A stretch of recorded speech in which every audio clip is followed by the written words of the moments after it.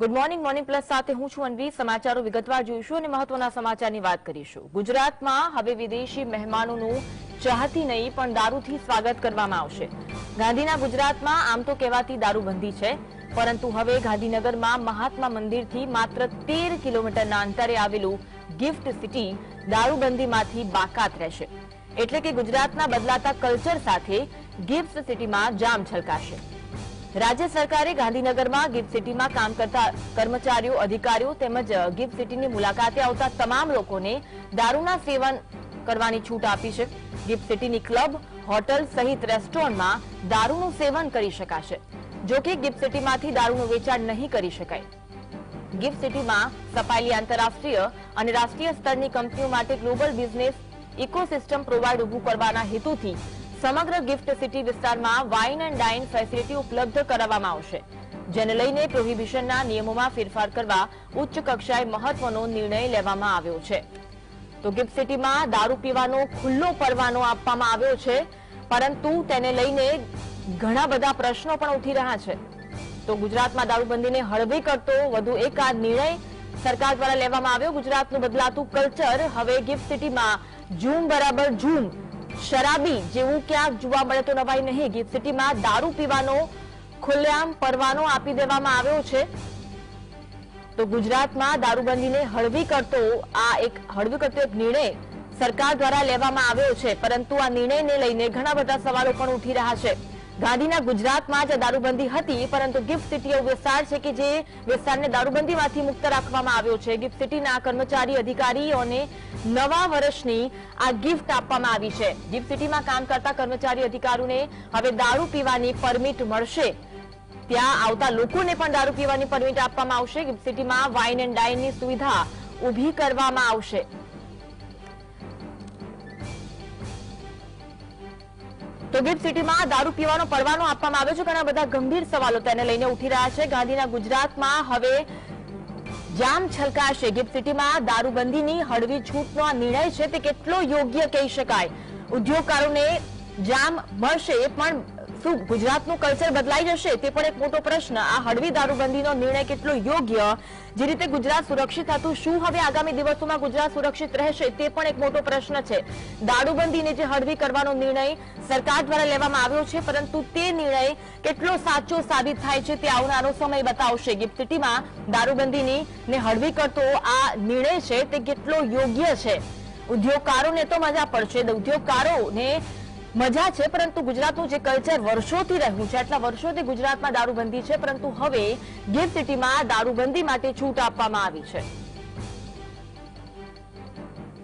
आज अंगे बात करीशुं। सहयोगी अनिल अमारी साथे लाइव जोड़ाया छे। अनिल, वर्षोथी गुजरातमां दारूबंदी छे, गांधीना गुजरातमां दारूबंदी छे અને કદાચ સુરક્ષિત ગુજરાત માનવામાં આવે છે, પરંતુ પ્રશ્ન પહેલો તો એ થાય કે શું હવે ગુજરાત સુરક્ષિત રહેશે?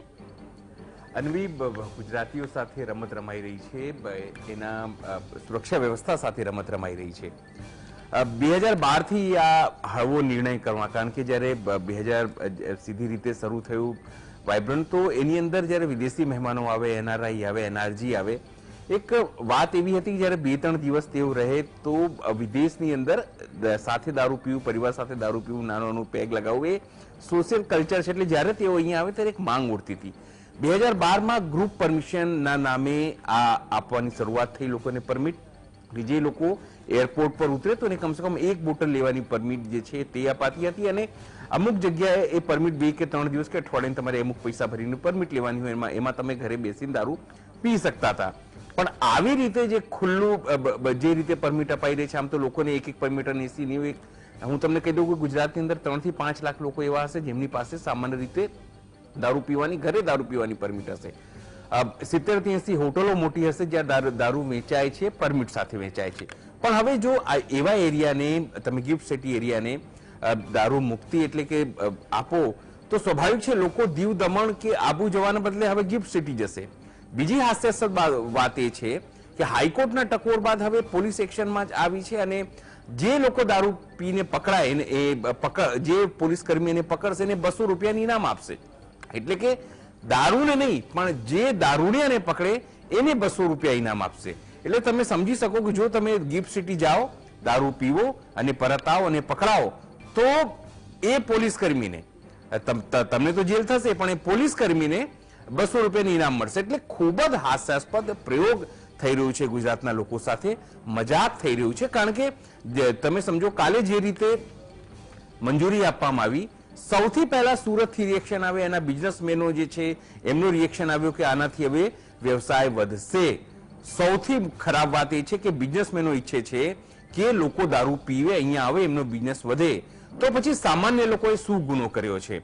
હજુ જ ખેડાની અંદર લઠ્ઠાકાંડ થયો. એ લઠ્ઠાકાંડ કેમ થયો? એક મોટો સવાલ છે. એની પહેલા બરવાડા પાસે લઠ્ઠાકાંડ થયો. એ લઠ્ઠાકાંડ કેમ થયો? અમદાવાદમાં 8 થી 10 વર્ષ પહેલા લઠ્ઠાકાંડ થયો. એ લઠ્ઠાકાંડ કેમ થયો? અમદાવાદ પૂર્વમાં અનેક એવી ચાલીઓ છે, અનેક એવી જગ્યાઓ છે, અથવા તો ગુજરાતમાં અનેક એવી જગ્યાઓ છે જ્યાં લોકો દેશી દારૂ બનાવીને વેચે છે. લોકલ પોલીસ કર્મીને ખબર હોય છે, લોકલ પીઆઈ ને ખબર હોય છે.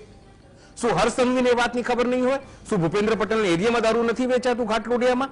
શું એમને ખબર નહીં હોય? પણ તમામ વસ્તુ જ્યારે લઠ્ઠાકાંડ થાય ત્યારે પકડાય. જો આ દારૂબંધી છોડાઈ દેવામાં આવે આખી ગુજરાતમાં, હું વ્યક્તિગત નથી માનતો, પણ સરકારની જે બેવડી નીતિ છે એને હું કહું છું કે જો દારૂબંધી ખુલ્લી કરી દેવામાં આવે તો જે હપ્તા રાજ ચાલે છે એ બંધ થઈ જશે. એટલા માટે સરકાર ઈચ્છે છે કે એક તરફ તો દારૂબંધીનું દોડ તે કરતી રહે, અને જે પૈસાદાર લોકો છે બિઝનેસના નામે તે ગિફ્ટ સિટી અને મોટી મોટી હોટલોમાં આવી રીતે મંજૂરી આપે. સવાલ માત્ર ભૂપેન્દ્ર પટેલ નહીં, સવાલ પ્રધાનમંત્રી નરેન્દ્ર મોદી ઉપર, સવાલ જે છે એ અમિત શાહ ઉપર બી ઉભો થાય છે કે આવી રીતે કેમ, શું વ્યવસાયના નામે દારૂબંધીને આંશિક રીતે ખોલવી એ યોગ્ય કહેવાય?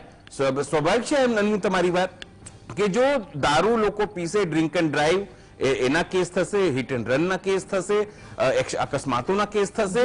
એ સિવાય દિલ્હીમાં તમે જુઓ છો જે રીતે બળાત્કાર, રાત્રે દીકરીઓ નીકળીને શકતી નથી, મહિલાઓ નીકળી શકતી, આવા નબીરાઓ જે દારૂ પીને નીકળે છે એમના માટે તો છૂટ છે. તો પછી આવા કેસોમાં જ્યારે થશે તો પોલીસનું બર્ડન બચશે. પણ મુખ્ય જે કારણ છે દારૂ ને મંજૂરી આપવાની, એ ક્યાંક ને ક્યાંક આગામી દિવસોમાં ઘાતક સાબિત થઈ શકે છે.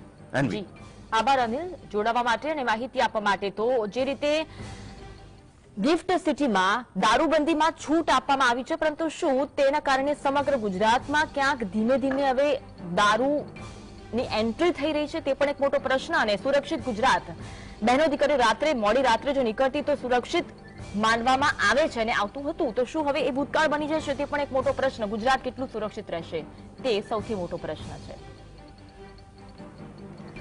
તો સમાચારોમાં બસ આટલું જ. આગળ જોઈશું વિશેષ રજૂઆત.